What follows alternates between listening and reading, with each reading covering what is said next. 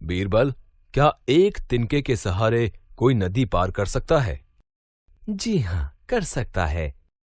ठीक है, जो तिनका हाथ में लेकर नदी पार करेगा वो एक दिन के लिए बादशाह बनेगा। मैं कर सकता हूँ, पर आप पहले मुझे बादशाह बनाइए। मेरा हुक्म है कि आज पूरा दिन तुम राज्य के बादशाह हो। सैनिकों, तुमने सुना ना कि अब मैं बादशाह हूँ। मैं नदी में कूद रहा हूँ। नहीं हुजूर, हम आपको नहीं कूदने देंगे।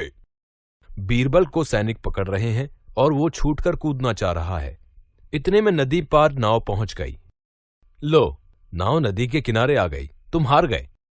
नहीं हुजूर, तिनके के सहारे ही तो बादशाह के पद पर नियुक्ति की और सैनिकों ने मुझे कूदने नहीं दिया। बीरबल, तुम्हारी होशियारी के आगे कोई आदमी नहीं जीत सकता। बीरबल अपनी होशियारी के कारण ही तो प्रसिद्ध हैं। इस कहानी में अनेक नाम आए हैं, अब उन्हें पढ़ते हैं। जैसे बीरबल तिनका सहारा, नदी हाथ दिन, बादशाह हुक्म राज्य, सैनिक नाव किनारा, पद नियुक्ति होशियारी, आदमी जीत। ये सभी व्यक्ति व्यक्ति स्थान और भावों के नाम हैं। संसार में ऐसी कोई वस्तु नहीं जिसका कोई नाम न हो। वस्तुओं के इन्हीं नामों को व्याकरण में संज्ञा कहते हैं। अतः हम कह सकते हैं, जो शब्द किसी वस्तु व्यक्ति स्थान प्राणी और भाव आदि के नाम का ज्ञान कराते हैं उन्हें संज्ञा कहते हैं। संज्ञा के 3 भेद होते हैं। संज्ञा के भेद: व्यक्तिवाचक संज्ञा, जातिवाचक संज्ञा, भाववाचक संज्ञा। व्यक्तिवाचक संज्ञा: गीता एक पहलवान है, कुतुब मीनार दिल्ली में है, श्री रामनाथ कोविंद हमारे 14वें राष्ट्रपति हैं। यहाँ आए रंगीन शब्द व्यक्ति भवन वस्तु स्थान के नाम हैं।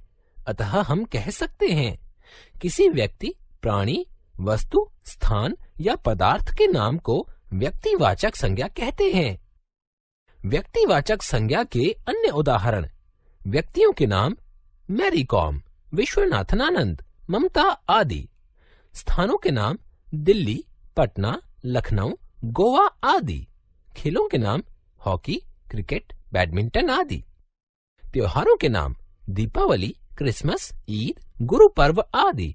दिनों के नाम सोमवार, मंगलवार, बुधवार आदि। महीनों के नाम जनवरी, फरवरी, मार्च, अप्रैल आदि। जातिवाचक संज्ञा: विद्यार्थी पढ़ रहे हैं, पशु मैदान में चर रहे हैं, लड़के ने फल खरीदे। यहाँ विद्यार्थी, पशु, लड़के, फल किसी विशेष नाम के विषय में नहीं बल्कि पूरी जाति के विषय में बता रहे हैं। जो शब्द किसी प्राणी वस्तु या स्थान की जाति को बताते हैं उन्हें जातिवाचक संज्ञा कहते हैं। जातिवाचक संज्ञा के अन्य उदाहरण: वस्तु पुस्तक, फूल, फल आदि। प्राणी स्त्री, पुरुष, पशु पक्षी आदि। स्थान गांव, शहर, विद्यालय, पहाड़ आदि।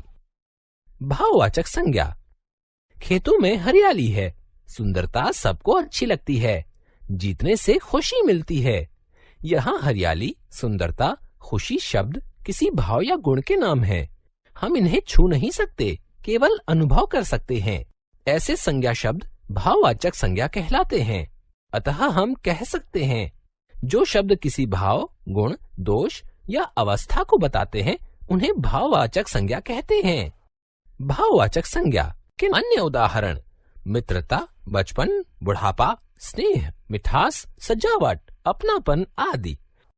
याद रखें, संसार में प्रत्येक वस्तु का एक नाम होता है। नाम संज्ञा होते हैं। किसी प्राणी, स्थान, वस्तु और भाव के नाम को संज्ञा कहते हैं।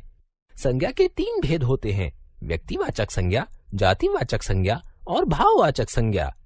प्राणी, वस्तु, स्थान के नाम को बताने वाले शब्द व्यक्तिवाचक संज्ञा कहलाते हैं। किसी वस्तु, प्राणी या स्थान की जाति को बताने वाले शब्द जातिवाचक संज्ञा कहलाते हैं। किसी भाव, गुण, दोष या अवस्था को बताने वाले शब्द भाववाचक संज्ञा कहलाते हैं।